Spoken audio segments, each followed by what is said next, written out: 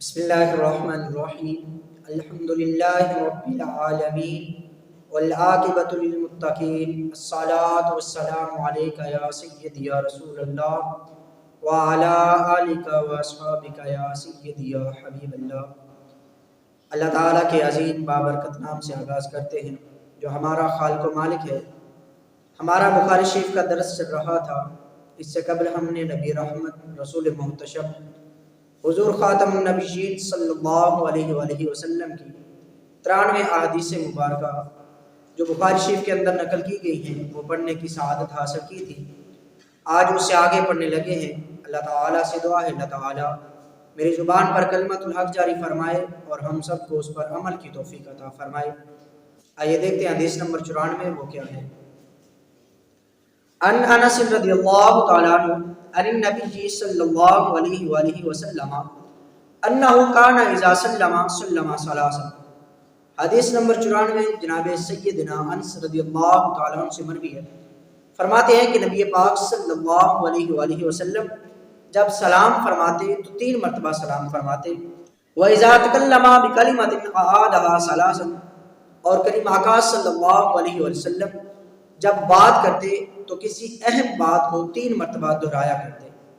یہ بخاری شریف کی حدیث نمبر 94 تھی۔ آئیے دیکھتے ہیں بخاری شریف کی حدیث نمبر 95 وہ کیا ہے۔ ان انس رضی اللہ تعالیٰ عنہ عن النبی صلی اللہ علیہ وآلہ وسلم انہ کان اذا تکلم بکلمۃ اعادها ثلاثا۔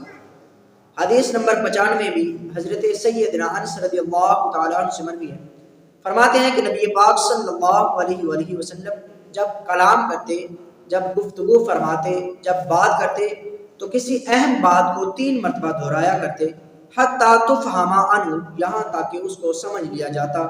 وَإِذَا أَتَى عَلَىٰ قَوْمٍ، اور جب نبی پاک صلی اللہ علیہ وسلم کسی قوم کے پاس تشریف لاتے، فَسَلَّمَ عَلَيْهِمْ، اور ان کو سلام فرماتے، سَلَّمَ عَلَيْهِمْ ثَلَاثًا، اور ان کو 3 مرتبہ سلام فرماتے۔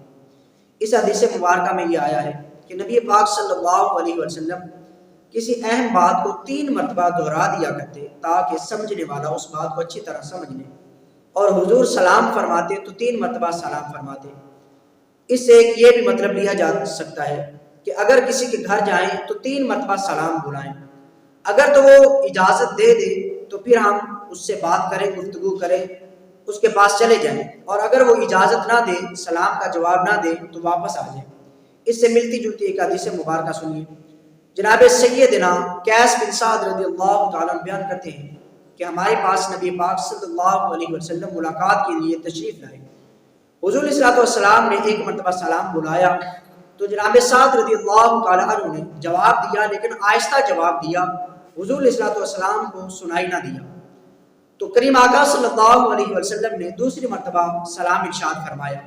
جناب سعد رضی اللہ تعالیٰ عنہ نے پھر جواب عرض کیا، لیکن آہستہ آواز میں۔ حضور صلی اللہ علیہ وسلم نے پھر نہ سنا۔ کریم آقا صلی اللہ علیہ وسلم نے تیسری مرتبہ سلام ارشاد فرمایا تو جناب سعد نے پھر آہستہ آواز میں جواب دیا۔ حضور صلی اللہ علیہ وسلم 3 مرتبہ سلام کرنے کے بعد واپس چلے گئے۔ ایک تو اس سے یہ پتہ چلا کہ حضور صلی اللہ علیہ وسلم نے 3 مرتبہ سلام بلا کر اجازت طلب کی، جب اجازت نہ ملی تو حضور واپس تشریف لے گئے۔ تو جناب سعد رضی اللہ تعالیٰ عنہ حضور صلی اللہ علیہ وسلم کے پیچھے گئے اور جا کر عرض کی، یا رسول اللہ صلی اللہ علیہ وسلم، میں نے آپ کے سلام کو سنا بھی اور جواب بھی عرض کیا، لیکن میں نے آہستہ آواز میں جواب عرض کیا۔ اس کی وجہ یہ تھی کہ میرا دل کرتا تھا کہ حضور آپ ہمیں زیادہ سے زیادہ سلام کریں، یعنی حضور کی سلامتی اور حضور صلی اللہ علیہ وسلم کی دعا ہمیں زیادہ سے زیادہ ملے اور اللہ کی رحمتیں اور برکتیں ہمیں زیادہ حاصل ہوں۔ اس وجہ سے جناب سعد رضی اللہ تعالیٰ عنہ نے جواب تو عرض کیا لیکن آہستہ آواز میں، تاکہ حضور زیادہ سے زیادہ رحمتوں اور برکتوں والی دعا ہمیں ارشاد فرمائے۔ یہ بخاری شریف کی حدیث نمبر 95 تھی۔ آئیے دیکھتے ہیں بخاری شریف کی حدیث نمبر 96 وہ کیا ہے۔ ان عبداللہ بن عمرو رضی اللہ تعالیٰ قال تخلف رسول اللہ صلی اللہ علیہ وآلہ وسلم فی سفر سافرناہ۔ حدیث نمبر 96 حضرت سیدنا عبداللہ بن عمر رضی اللہ تعالیٰ سے مروی ہے، فرماتے ہیں کہ ہم ایک سفر میں تھے، وہ سفر جس میں نبی پاک صلی اللہ علیہ وسلم ہم سے پیچھے رہ گئے۔ فَأَدْرَكْنَا، پھر حضور صلی اللہ علیہ وسلم ہم سے آ ملے، وَقَدْ أَرْهَقْنَا الصَّلَاةَ، اور ہم نماز کو لیٹ کر چکے تھے۔ صلاۃ العصر اور وہ نماز عصر تھی، ونحن نتوضأ اور ہم وضو کر رہے تھے، فجعلنا نمسح على ارجلنا اور ہم اپنے پاؤں پر مسح کر رہے تھے، فنادى بأعلى صوتی تو کریم آقا صلی اللہ علیہ وسلم نے بلند آواز سے فرمایا ویل للعقاب من النار، بے دھلی ایڑیوں کے لیے آگ کا عذاب ہے، مرتين او ثلاثا اور یہ کریم آقا صلی اللہ علیہ وسلم نے 2 مرتبہ ارشاد فرمایا یا 3 مرتبہ ارشاد فرمایا۔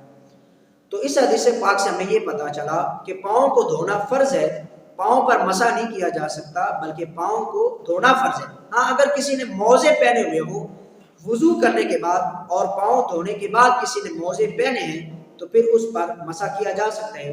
مقیم کے لیے 1 دن اور 1 رات اور سفر کرنے والے کے لیے مسافر کے لیے 3 دن اور 3 رات ہے کہ اگر کسی نے وضو کرنے کے بعد پاؤں دھونے کے بعد موزے پہنے ہیں تو پھر 3 دن اور 3 رات مسافر کے لیے اور مقیم کے لیے 1 دن اور 1 رات مسح کرنا جائز ہے۔ اللہ پاک مجھے اور آپ کو عمل کی توفیق عطا فرمائے۔ واخر دعوانا الحمدللہ رب العالمین۔